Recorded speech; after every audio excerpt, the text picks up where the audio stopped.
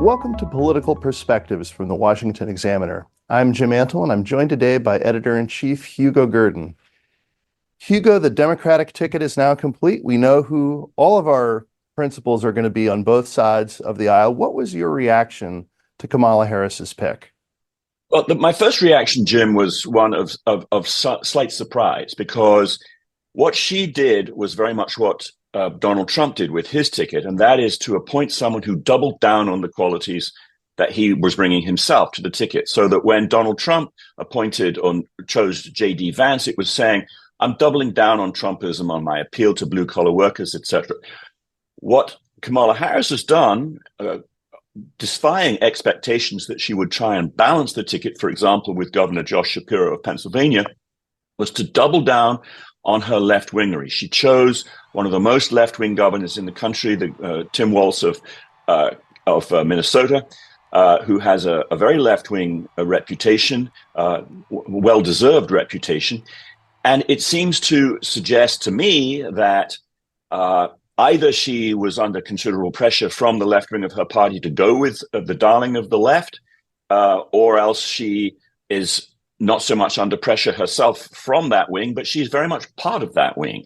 And actually, that's what I wanted to ask you, Jim. How do you interpret the fact that she chose to go with the doubling down? Is this caving to the left? Is this signaling that she is left? How do you see it?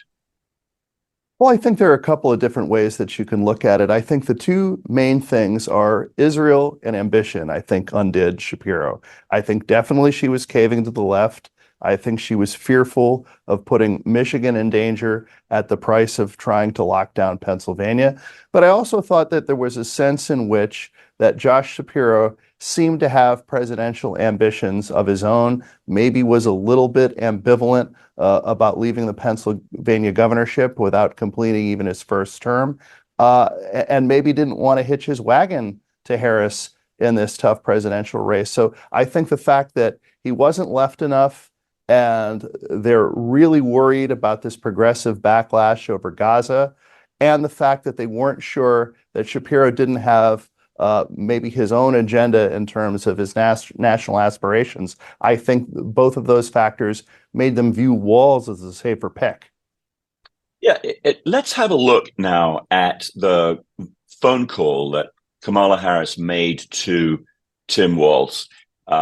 Obviously, it was a scripted phone call. It was scripted not only in what they said, but also in the way that they looked. Let's have a look at that, because I'd like to get your comments on that. Hi, this is Tim. It's Kamala Harris. Good morning, Governor. Good morning, Madam Vice President. Listen, I want you to do this with me. Let's do this together. Would you be my running mate, and let's get this thing on the road? I would be honored, Madam Vice President. The joy that you're bringing back to the country, the enthusiasm that's out there, it'll be a privilege to take this with you across the country. Jim, what struck me looking at this is that it was really the way that Tim Walz looked. He was sitting there, he was wearing a T-shirt, he was wearing a hunting cap, he was looking very casual.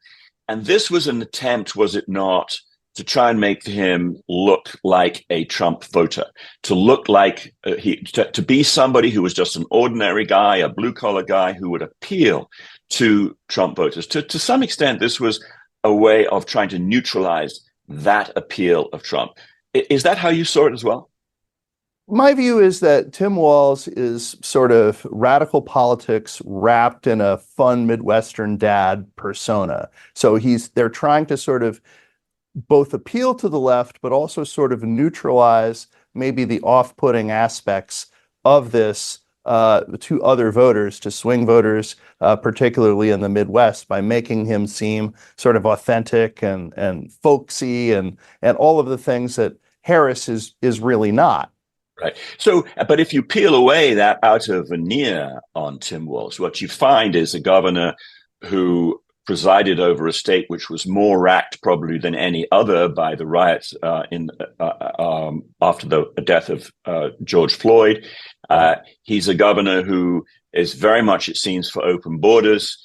He wants to find a path to citizenship for 80 or 90,000 illegal immigrants in his state. He wants to give them health care. He wants to give them education. He's really a radical, isn't he? He's definitely a radical, and there's, just the question of, can you wrap him in this veneer and have it be effective? Harris herself has always faced authenticity questions, whether she's a little bit fake, whether she adapts her persona to different audiences she's trying to appeal to. So there's a little bit of a danger with that with Walz, or whether even sort of imagery is enough to overcome that record. I suspect rather than appealing to working class voters, he's kind of going to be the Democratic-leaning suburban voters' idea of a guy who might appeal to blue-collar voters. And so I think as much as anything else, they're hoping that Walz will turn out some of the suburban voters in these swing states, and it may give us a little bit of sense of how the Harris team sees the electoral map. Right. So that's interesting, Jim. But let's talk just briefly before we end on how the Harris pick has affected the Trump campaign, because ever since she took over as the pick for the Democrats and Joe Biden was pushed aside, Trump has seemed to have lost direction for a week or two. I mean, he's continued, for example, to attack Joe Biden, even though, of course, he's gone after Kamala Harris. There have been people who've suggested that really what he wanted to do was revenge on Biden for having beat him in 2020. But now that Biden has been defeated, he's sort of not as engaged as he was. Sure. But one of the things that has happened since the Harris made her pick is that it does, I think, suggest, or there are hints that it has galvanized the campaign of Trump.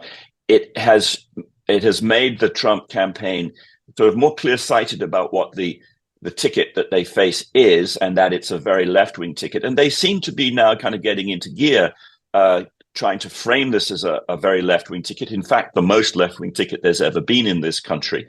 And it also perhaps suggests that J.D. Vance has slightly got into gear after a pretty faltering start.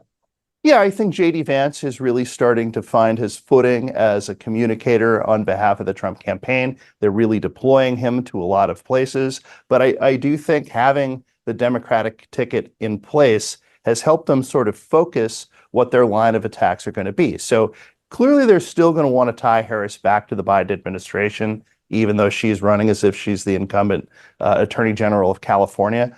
But this is now a unique ticket that can be branded as the most left-wing in history. And a lot of the attack lines that they could use against Harris really neatly fit into the attack lines that they could use against Walz. And so it really, I think, comes into focus with a kind of message that I think Republicans are very comfortable in a messaging war waging against the Democrats. Yeah, that's the sort of final area that I just wanted to have an exchange on, and that is, do you think that the Harris's pick was a good one or a bad one? What do you score it out of 10? And the reason I ask that is simply, it was perfectly clear that the Trump campaign and Republicans were very worried that she might pick Josh Shapiro, and who we were just talking about, who is centrist and has seemed sensible on a whole number of issues. Now, he was somebody that she was concerned, as you said, about losing Michigan for her because of because he's quite supportive of Israel and he's Jewish. But I think that the Trump campaign and many Republicans are probably breathing a sigh of relief that she didn't pick him, and think that they would have had a harder time if she had. Yeah, I think Walz is a 5 at best on a 10-point scale. Doesn't come from a state that really seems to be in play as much as it was when it was a Trump versus Biden race. Is pretty left-wing despite the folksy packaging. It's a pretty big risk to not try to take one of the main battleground states off the board, and there were several options besides Josh Shapiro for potentially doing that. I think obviously he presents well, and that's an advantage I think the ticket has over the Biden-led ticket, is that they present well in a very favorable media climate. But substantively, there's a lot, I think, for Republicans to work with there, and it was a pretty big risk on Harris's part. Right. I agree with that. Thank you, Hugo. And thank you all for joining Political Perspectives. I'm Jim Antle from the Washington Examiner.